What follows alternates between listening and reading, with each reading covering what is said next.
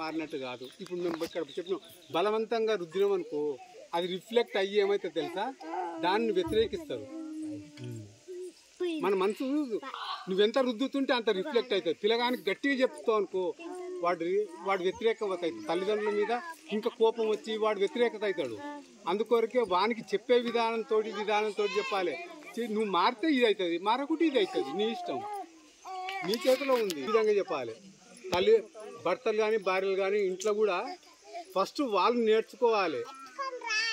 అందుకొరకే అన్ని కోర్సులకు ట్రైనింగ్ ఉంది, కానీ భార్య భర్త పెళ్లి అయితే ట్రైనింగ్ లేదు. ఇదే వచ్చింది కదా, ఒక ట్రైనింగ్ పెట్టేది ఉంటే 6 నెలలు ట్రైనింగ్ చేసిన వాళ్ళకు ఈ పరీక్షలు పాస్ అయితే పెళ్లి చేసుకోవాలి, లేకుంటే లేదు. మళ్ళీ రాష్ట్రపతి ఎగ్జామ్ అని పెట్టేది.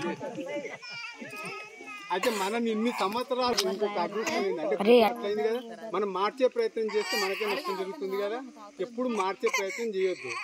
ఇంకొకటి, మార్చాలనుకునేవాడు స్వార్థపరుడు.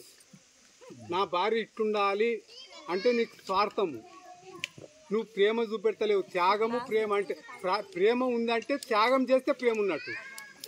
నువ్వు ఇస్తున్నామంటే ప్రేమ ఉన్నట్టు, త్యాగం చేస్తున్నావు. ఇప్పుడు సంఘానికి నేను ఇస్తున్నట్టు నాకు ప్రేమ ఉన్నట్టు, త్యాగం ఉన్నట్టు. కానీ నేను దాని నుంచి కోరుతున్నా అంటే స్వార్థం ఉన్నట్టు. మరి మనకు స్వార్థం, భార్యాభర్తల మధ్యన స్వార్థం ఉండాలన్నా, త్యాగం ఉండాలన్నా, ప్రేమ ఉండాలన్నా? ప్రేమ త్యాగం ఉంటే ఆ లైఫ్ ఆనందంగా ఎంజాయ్గా ఉంటుంది. పిల్లలు కూడా వాళ్ళు మంచిగా పెరుగుతారు, అన్నిటిలలో ఉన్నత స్థితికి చేరుతారు. అదే స్వార్థం ఉందనుకో, వాడు కూడా రేపు నాడు మా అమ్మ నాన్నలు ఇట్లా నన్ను పెంచిర్రు, నేను వాళ్ళ సంగతి చూపెడతా అంటాడు. పెద్దగా అయినాక ఏం చేస్తాడు తెలుసా, వీళ్ళని నేను ఎందుకు చూడాలని వాడెక్కడో వెళ్ళిపోతాడు. ఇవన్నీ గమనించుకొని పెరగాలంటే అటువంటి పుస్తకాలు చదవాలి, అటువంటి విషయాలు తెలుసుకోవాలి. ఇంకా మన అదృష్టం ఏంటంటే మన కుటుంబ వ్యవస్థ పటిష్టంగా ఉన్నందుకు మనను 1000 సంవత్సరాలు పరిపాలించినా మనది ఇంకా బతికి ఉన్నది హిందుత్వం. నువ్వు అదే ఎన్నో చరిత్రలు, ఎన్నో దేశాలు కాలగర్భంలో కలిసిపోయినాయి. మనది కలిసిపోకపోవడానికి కారణం కుటుంబ వ్యవస్థ మనకు చాలా పటిష్టంగా ఉంది. ఎంత పటిష్టంగా అంటే దీన్ని ఎవ్వరు ఏమి చేయాలన్నంత పటిష్టంగా ఉంది. ఎందుకంటే మన హిందూ దేశంలో ఏముంది తెలుసా, సతీ అనసూయ, సతీ సావిత్రి, ఇటువంటి సినిమాలు చూస్తే ఎట్లా ఉన్నాయి, అంత ఘోరంగా అంత అటువంటివి లేకున్నా అని ఒకసారి పెళ్లి చేసుకున్నామంటే జీవితాంతం కలిసిపోతూ ఉంటాం. మరి ఏ సంస్థలలో ఉంది, ఏ మతాలలో ఉందా? లేదు. ఇప్పుడు మనం ఇంతవరకు తర్వాత కుటుంబ వ్యవస్థ గురించి అంతా చెప్పిండ్రు, వీళ్ళు చెప్పిండ్రు, వాళ్ళు చెప్పిండ్రు. నేను దాని టాపిక్ తీసుకపోను. అయితే మన ఉదయం వారు చెప్పిండ్రు చూడండి, సంఘం నుంచి ఏది రాదు, మనం అంతా ఇవ్వవలసి వస్తుందని కాదు, సంఘం నుంచి అంతా వస్తుంది, ఏది పోదు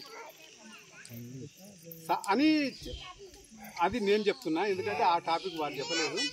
సంఘం నుంచి వచ్చినంత దేంట్లో రాదు. ఎందుకంటే ఒక వ్యక్తి నిర్మాణం చేస్తుంది సంఘం. ఒక వ్యక్తి నిర్మాణం అయితే అతడు ఏమైనా సాధించగలుగుతాడు. ఒకవేళ ఏ సంస్థలకు, ఏ వ్యాపారం చేయి, ఏ పెళ్లి చేసుకో, పిల్లలను పెంచుకో, అన్నిట్లలో ఆరితేరి ఉంటాడు అన్నట్టు. ఆల్రౌండర్. సంఘంలో వ్యక్తి నిర్మాణం అయితే వాడు ఆల్రౌండరు. అందుకొరకే వారు ఇంకోటి చెప్పలేదు, భర్తలను తోలమన్నారు. కాదు, పిల్లలను కూడా తోలాలి శాఖకు. భర్తలను తోలితే వాళ్ళు ఏమైనా సరే, తొలుత పిల్లలు కావాలి మనకు మంచిగా. భర్తలు మంచిగా మనకేం లాభం? వాళ్ళకి ఇష్టపెట్టాలి. ఇప్పుడు మనం పిల్లలు మనకు పుట్టిన పిల్లలు మంచిగా తయారు కావాలంటే సంఘానికి దొరికి తయారవుతారు. మళ్ళీ ఒకసారి చిన్న కథ చెప్తుంది అని, ఇంకా మీరు టైం తీసుకోవచ్చా? ఎక్కువ అవుతుందేమో.